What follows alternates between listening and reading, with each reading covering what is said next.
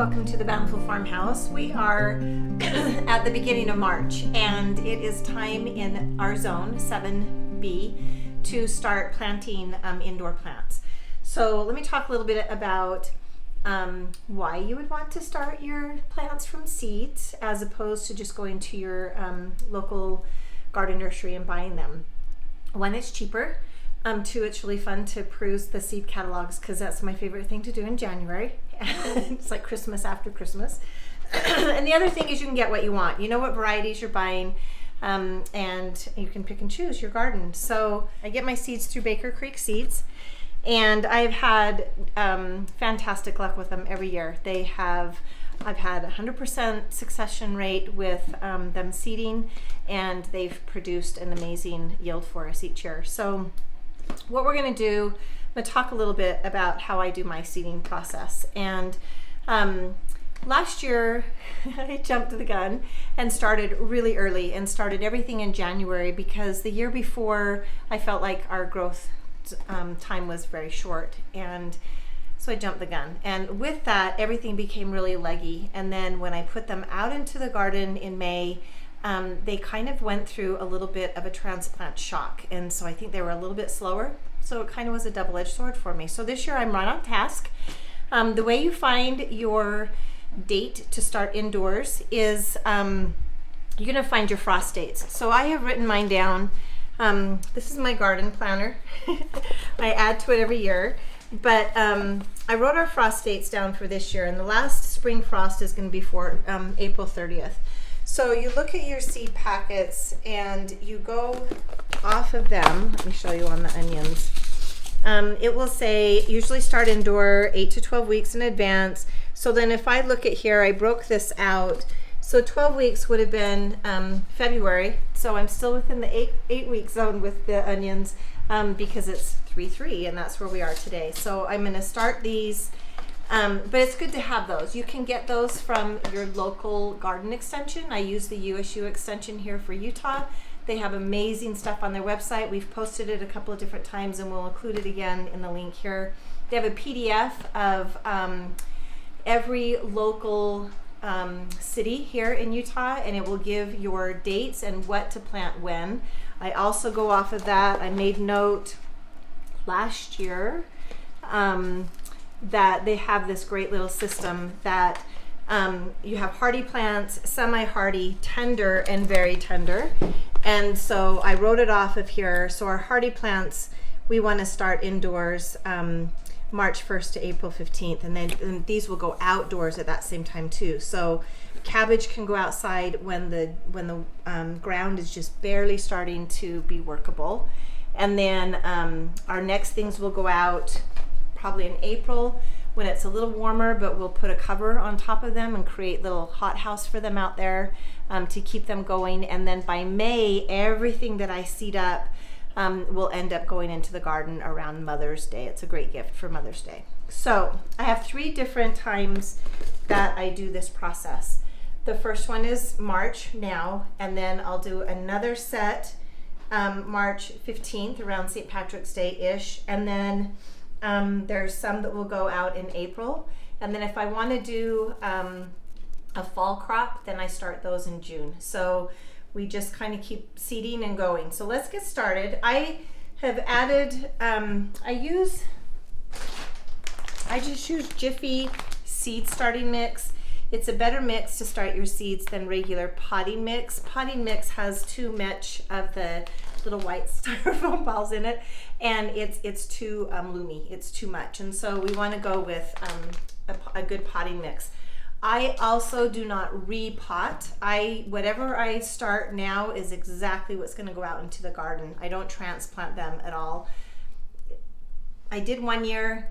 I felt like I disturbed them a little bit too much, and I think that they did a little bit of shock a couple of times through the planting season, so I just don't do it. I do it once, one and done. Easier the better for me. So I try to use what I have on hand as well to plant. This year, because of the onions, I know they're going to go out in April, so I bought some smaller planting things. These can go right into the ground. I don't have to take the pot or the dirt or anything out. These just go right into the ground. I love the Jiffy pots for that. the peat pots. I also eat a lot of yogurt, and so I hate throwing these away. So we wash them, I will put some holes in them, and I will be planting in these. And then the red solo cups work out well because I can label them and also put holes in them so that they can grow just in these. I usually put the tomatoes in these because they get really tall and they're a good size for the tomato plants to get a really good root base, but have enough for the plant to sprout up.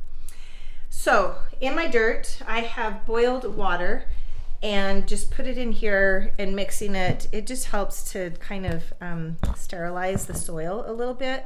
You don't have to do that. I have done it and I have not done it, and I can't say if it makes a difference or not, but it feels good to start with some really good clean soil, I guess. So that's what we're doing this year. And then I'm gonna let it cool down. It's a little bit warm. You just pack them into your pots, and then you follow the directions on the seed packets for the depth that you need to put into the pot for the seed, and we'll go from there.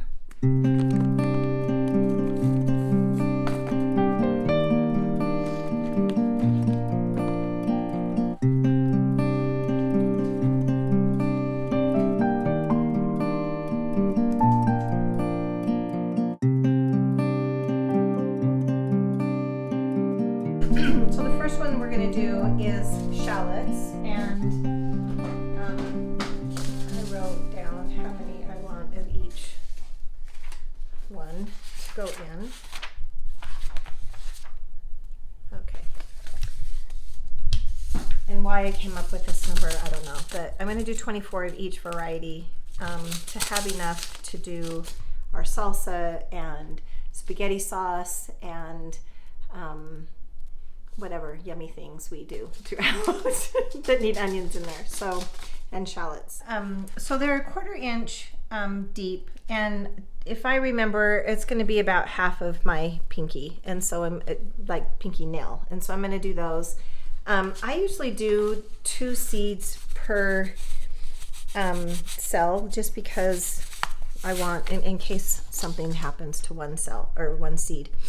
Now, this is my 3rd year in trying to go from seeds with onions, and we haven't had great luck that way.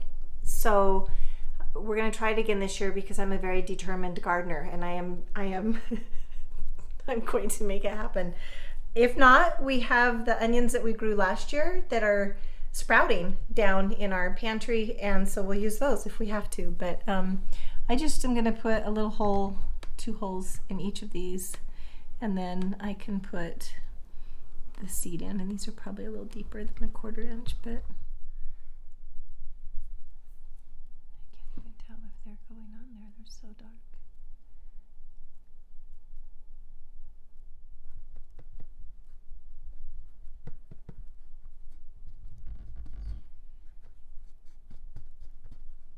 I am famous for labeling, and then the labels fall off or that wear off. So I'm going to label these with just tape right now, and then I will be getting some plant markers to put in.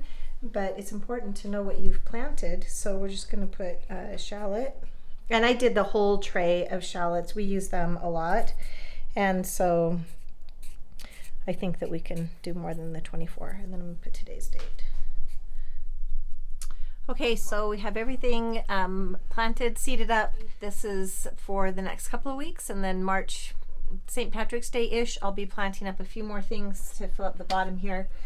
This is our setup. We got it off of Amazon. It has served us well for probably 4 years now. The lights are a Fairy Morse light. They are a grow lamp for an indoor setup like this. And